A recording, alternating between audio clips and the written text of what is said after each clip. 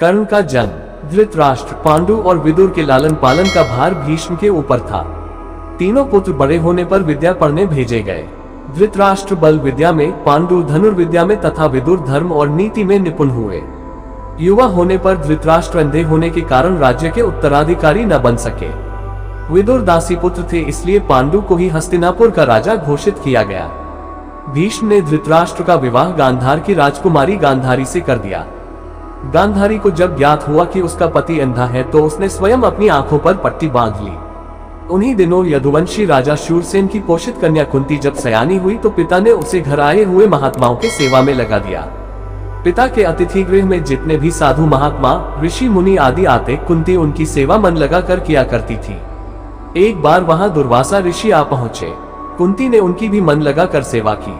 कुंती की सेवा से प्रसन्न होकर दुर्वासा ऋषि ने कहा, पुत्री, मैं तुम्हारी सेवा से अत्यंत प्रसन्न हुआ हूँ, अतः तुझे एक ऐसा मंत्र देता हूँ जिसके प्रयोग से तू जिस देवता का स्मरण करेगी वह तत्काल तेरे समक्ष प्रकट होकर तेरी मनोकामना पूर्ण करेगा।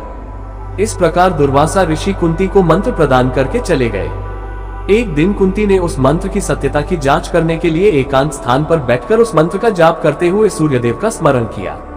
उसी क्षण सूर्यदेव वहां प्रकट होकर बोले, देवी, मुझे बताओ कि तुम मुझसे किस वस्तु की अभिलाषा करती हो। मैं तुम्हारी अभिलाषा अवश्य पूर्ण करूंगा। इस पर कुंती ने कहा, हे देव, मुझे आपसे किसी भी प्रकार की अभिलाषा नहीं है। मैंने तो केवल मंत्र की सत्यता परखने के लिए ही उसका जाप किया है। कुंती के इन वचनों को सुनकर सूर्यदेव बोले, हे कुंती, मेरा आना व्यर्थ नहीं जा सकता। मैं तुम्हें एक अत्यंत पराक्रमी तथा दानशील पुत्र प्रदान करता हूँ। इतना कहकर सूर्यदेव अंतर्ध्यान हो गए। कुंती ने लज्जावश ये बात किसी से नहीं कह सकी। समय आने पर उसके गर्भ से कवच कुंडल धारण किए हुए एक पुत्र उत्पन्न हुआ। कुंती ने उसे एक मंजूषा में रखकर रात्रि बेला में गंगा में बहा दिया।